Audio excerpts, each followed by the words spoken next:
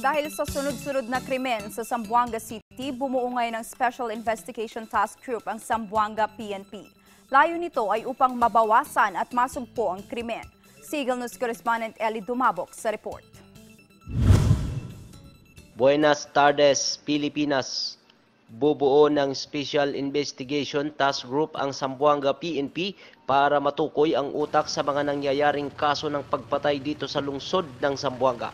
Huling naging biktima ng pamamaril ay ang may-ari ng Salwa Hotel na si Hadja Farida Salwa Jolwadi Kaman na kung saan namatay habang ginagamot sa isang pribadong paggamutan.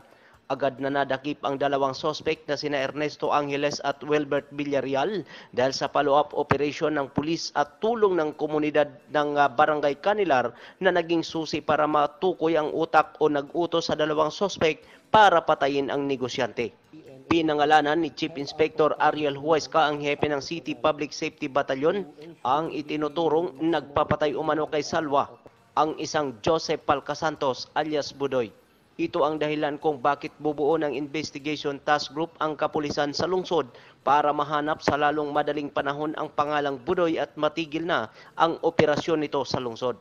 Iimbestigahan din ng pulis kung sangkot ba ang pangalang Budoy o Joseph Palcasantos sa iba pang nangyayaring kriminalidad dito sa Zamboanga City.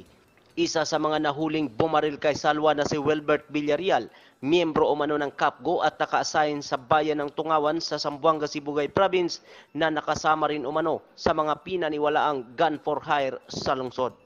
Desde Aquina, Zamboanga, Eli Dumabok, Eagle News.